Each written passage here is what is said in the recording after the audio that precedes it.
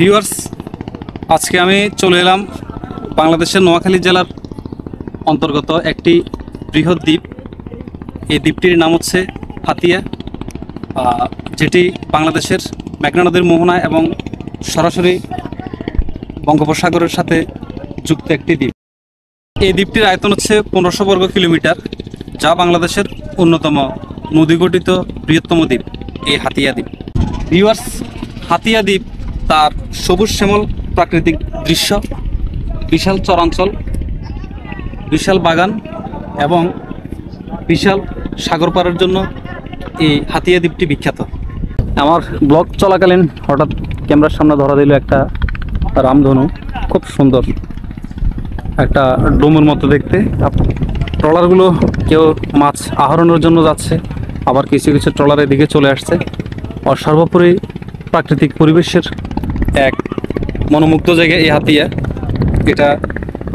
এই হাতিয়াকে প্রকৃতির স্বর্গরাজ্য বলা চলে। আর এই হাতিয়ার মানুষের একবারে প্রধান আয়ের উৎস হচ্ছে মৎস্য আহরণ এবং কৃষিকাজ।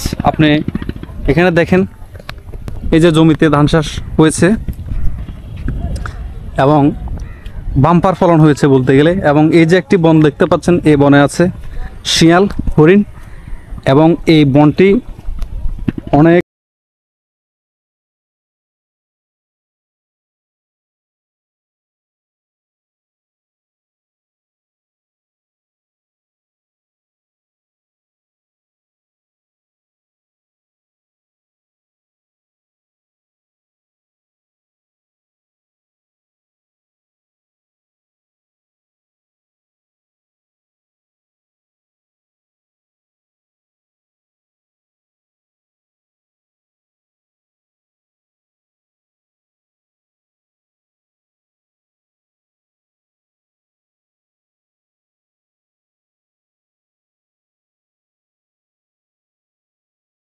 কৃষিকাজ, গবাদি পশু পালন, ছোটোখাটো ব্যবসা। হাতিয়া যেতে হলে সাধারণত নোয়াখালী সুদূরমোচর স্যালমনঘাট থেকে সি ট্রাক, ট্রলার বা স্পিড বোটে যেতে হয়। এছাড়াও ঢাকা থেকেও সরাসরি লঞ্চে আসার ব্যবস্থা রয়েছে, চট্টগ্রাম থেকেও লঞ্চে আসা যায়। হাতিয়া দ্বীপকে বলা হয় সমুদ্রের কূলে গড়া সবুজ গ্রাম।